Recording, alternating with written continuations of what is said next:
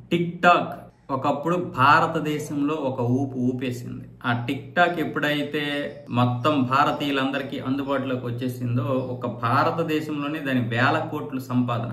ఎందుకంటే ఇక్కడ ఏదైనా సరే అది ఏ రాష్ట్రందైనా ఏ దేశందైనా మనకి అనవసరం. అది ఆ ప్లాట్ఫామ్ జనాలకి ఎంటర్టైన్మెంట్ అయితే చాలు, దాన్ని మీదనెక్కించుకుంటారు. అలాంటి పరిస్థితుల్లో ఉన్నప్పుడు 2020లో గల్హాన్ లోయ, భారతదేశ సరిహద్దులు ఉద్రిక్తత, కరోనా ఇవన్నీ కలిసి మూకుమ్మడి దాడి చేయడంతో ఇక చైనాకి ఎలాగైనా చెక్ పెట్టాలని టిక్ టాక్ తో సహా 59 యాప్లు, ఆ తర్వాత మళ్ళీ 118 యాప్లు ఇలా అన్ని విధాలుగా క్లోజ్ చేశాం మనం, అంటే నిషేధించాం ఇండియాలో. దాంతో టిక్ టాక్ ఇది చాలా పెద్ద గట్టి దెబ్బ. ఆ తర్వాత అమెరికా కూడా నిషేధించడం జరిగింది. దాంతో టిక్ టాక్ అనేది లేకుండా అయిపోయింది. ఆ టిక్ టాక్ ప్లేస్ లోనే యూట్యూబ్ షార్ట్ వీడియోస్ తీసుకొచ్చింది.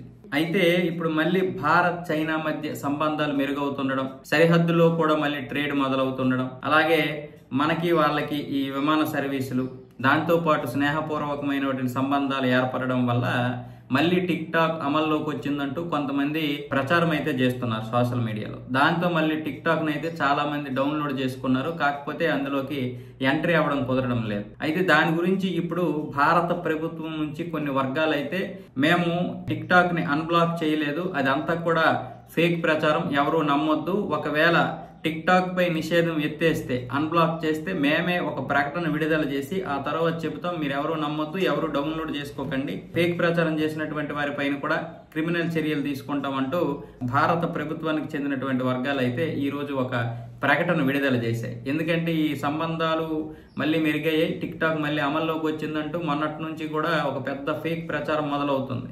దానికి కొన్ని మీడియా సంస్థలు కూడా నిజమేననుకొని ప్రచారం చేశాయి అందుబాటులోకి టిక్ టాక్ అని. కాబట్టి ఇలాంటి వాటిని అయితే నమ్మకండి. ప్రస్తుతానికి భారత ప్రభుత్వం ఎటువంటి నిర్ణయం తీసుకున్నా ప్రకటన చేస్తుంది. ఆ ప్రకటన చేసిన తర్వాత మీరు మళ్ళీ అఫీషియల్గా డౌన్లోడ్ చేసుకోవచ్చు.